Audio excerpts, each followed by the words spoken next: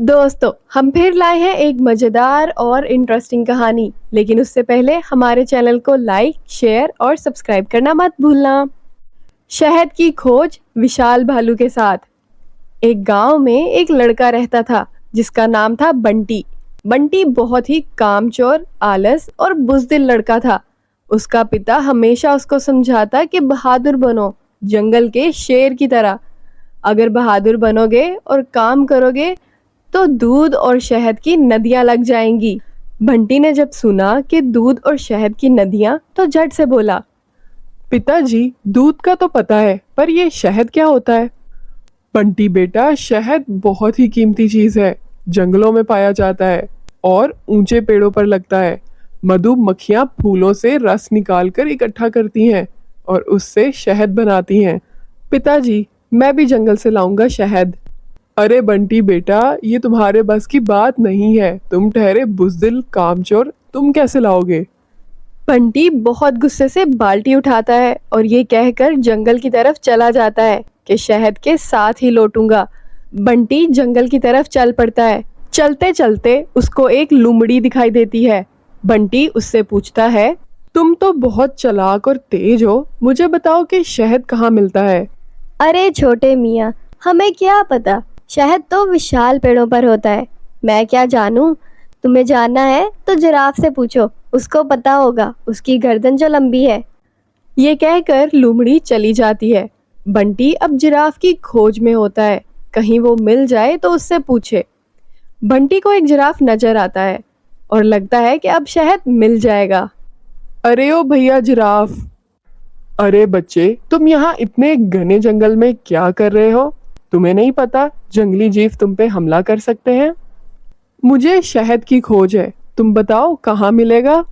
मुझे क्या पता बच्चे, मैं तो पत्ते खाता हूँ। शहद तो भालू खाता है, उसका मनपसंद भोजन है।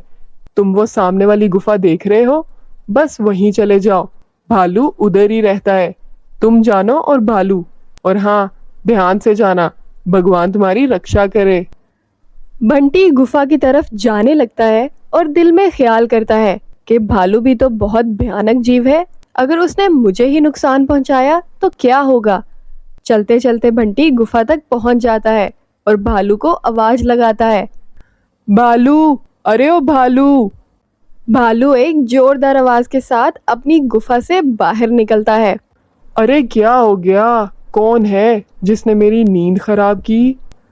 भालू मियाँ, मैं बंटी आपके पास शहद लेने आया हूँ।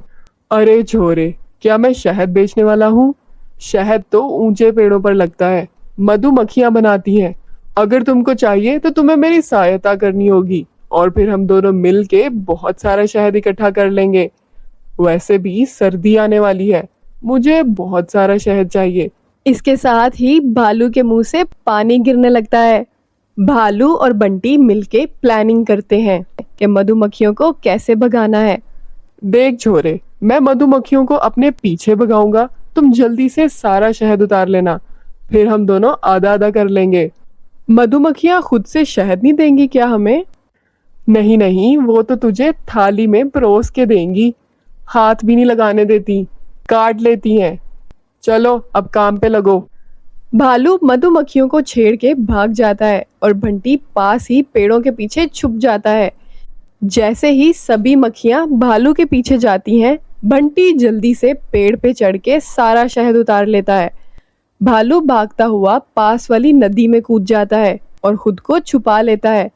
मधुमक्खियां वापस लौट जाती हैं। बंटी बहुत खुश होता है कि उसने बहुत ही हिम्मत वाला काम किया। अब उसके माता पिता बहुत खुश होंगे। चल बई छोरे, निकाल मेरा हिस्सा। बंटी भालू को आधा शहद देता है और अपना हिस्सा लेकर गांव की तरफ चल पड़ता है।